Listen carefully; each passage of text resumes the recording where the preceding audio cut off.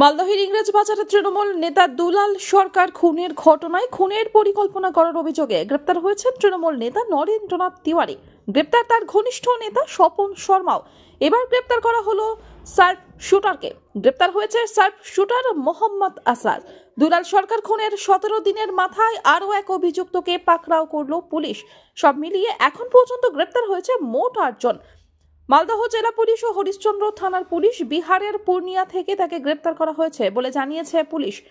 দুলাল সরকার হত্যার জন্য বিহারের 4 জনের যে দল তৈরি হয়েছিল তাদের মধ্যে একজন মোহাম্মদ আসরার। পুলিশ সূত্রে জানা গিয়েছে তৃণমূল নেতাকে খুনের অপারেশন সফল করতে 2টি প্ল্যান তৈরি করেছিল সুপারি কিলাররা।